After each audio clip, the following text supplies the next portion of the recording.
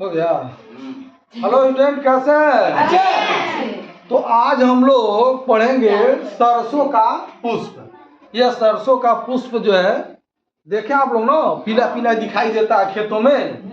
तो अब तक तो आप लोग केवल जो है पीला पीला ही देखते थे, लेकिन आज जब इसको पूरा पढ़ लेंगे तो इसका वास्तविकता जान जाएंगे कि वह पीला है और क्या है।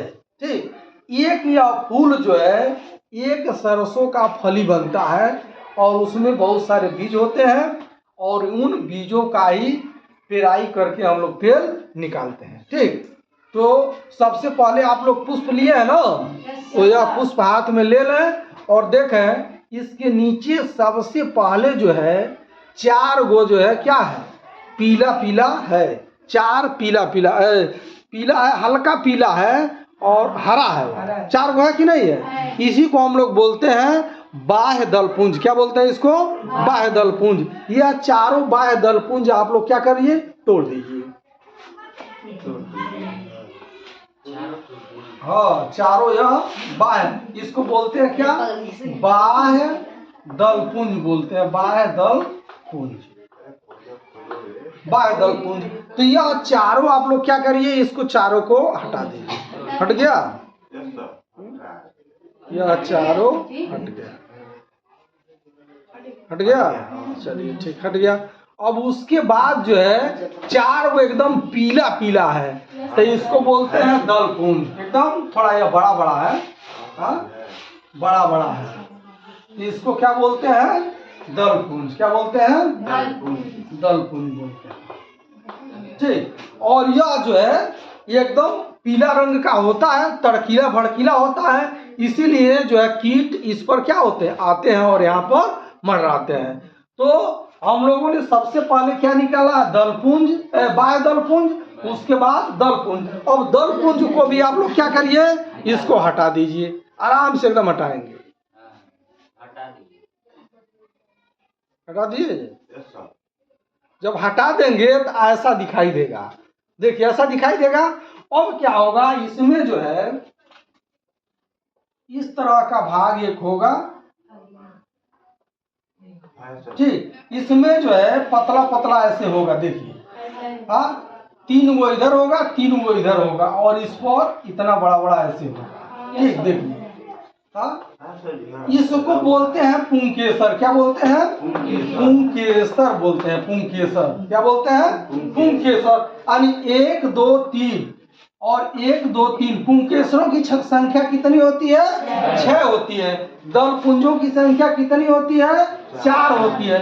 बाह्य दलपुंजों की संख्या कितनी होती है? 4 होती है। अर्थात इसमें बाह्य दलपुंज कितने होते हैं? 4 होते हैं। दलपुंज कितने होते हैं? 4 होते हैं। और पुंकेसर कितने होते हैं? 6 होते हैं। और पुंकेसर के ऊपर जो ऐसे भाग है, इसको हम लोग बोलते हैं पराग कोष। क्या बोलते हैं? पराग कोष बोलते हैं। क्या बोलते हैं? पराग कोष। अब पराग कोष में रहता क्या है? पराग कण रहता है। क्या रहता है? पराग कण रहता है। क्या रहता है? पराग कण। पराग कोष में क्या रहता है? पराग कण रहता है। और यह जो है इसको बोलते हैं स्त्री केसर। क्या बोलते हैं? स्त्री केसर बोलते हैं। क्या बोलते हैं? स्त्री केसर। और ये पराग कण जो है, जो छोटे छोटे इसमें है, ये पराग कण जब परिपक्व हो जाते हैं तो इसमें से झड़ते हैं तो वर्तिकाग्र पर आते हैं। यह स्त्री केसर है और यह भाग को क्या करते हैं? वर्तिकाग्र बोलते हैं। क्या बोलते हैं? वर्तिकाग्र। ठीक, वर्तिकाग्र बोलते हैं, वर्तिका। तो अब पराग कण जो है क्या होते हैं, इस वर्तिका पर आते हैं, तब यहाँ पर यह निषेचन क्रिया क्या होती है, शुरू हो जाती है। तब यहाँ पर यह फली का निर्माण करने लगते हैं। ठीक, तो अब इस प्रकार हम लोग क्या कर दें, यह स्त्री केसर, यह जो पुंकेसर है, पुंकेसरों की संख्या 6 है और पुंकेसर को हम लोग हटा दें। इस 6 पुंकेसरों को आप लोग क्या करिए, आराम से हटाइए, एकदम एक एक को पकड़ करके हटाते रहिए आप लोग। ठीक, हाँ दिखाई दे रहा ना, इसमें दिखाई दे रहा है। चलिए एकदम आराम से निकालिए आप लोग। निकल गया। अब देखिए यही जो लास्ट बचा है भाग, यही भाग है, मिला। हाँ, यही लास्ट भाग इसमें दिखाई दे रहा है, यही लास्ट भाग है। इसी लास्ट भाग को हम लोग जो बचा है यही स्त्री केसर है। और इसी में जो है धीरे धीरे क्या होता है, ये पराग कण जब आते हैं वर्तिका में प्रवेश करते हैं तो धीरे धीरे यही जो है फर्टिलाइजेशन की क्रिया होती है, निषेचन क्रिया होती है। और निषेचन क्रिया होते होते यह सारे बीज जो क्या हो जाते हैं, पक जाते हैं, सूख जाते हैं।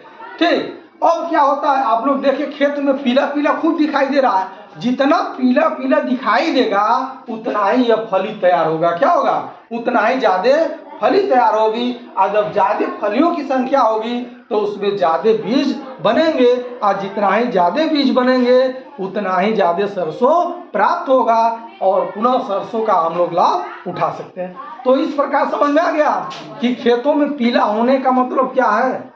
सब लोग अब इतना करीब से देखे थे, कभी इतना करीब से नहीं देखे थे, लेकिन आज आप लोगों ने देख लिया। अब इसी तरह से मटर का भी होता है। इसी तरह से मटर में भी क्या होगा, बाह्य दलपुंज होगा, दलपुंज होगा, ठीक, पुंकेसर होगा, पुंकेसर होगा, परागकण होंगे, परागकोश होगा, वर्तिकाग्र होगा, स्त्री केसर होगा। तो अभी ना उसमें जो है बीजों का निर्माण होता है। यानी जितनी चीजें हैं, जितना आप लोग देख रहे हैं, जितने में फूल लगता है ये सारे प्रोसेस होते हैं, तब उसमें निषेचन क्रिया होती है। और निषेचन क्रिया में जो है यह बीज जो है परिपक्व होते हैं। और उसके बाद परिपक्व होने के बाद ये क्या होता है, धीरे धीरे जैसे आप लोगों ने हटाया है, एक एक चीज को हटाया है, तो धीरे धीरे जब यह बढ़ता है, बड़ा होता है पुष्प, तो धीरे धीरे क्या हो गया, सबसे पहले क्या हो गया, बाह्य तो दलपुंज गिर गया। उसके बाद फिर क्या गिरेगा, दलपुंज गिरेगा। फिर उसके बाद क्या हो जाएगा, ये पुंकेसर गिर जाएंगे। लास्ट में यही जो है बचेगा और इसी में फल जो है मिलेंगे। और इस प्रकार जो सरसों के पुष्प में जो है यह निषेचन की क्रिया होती है।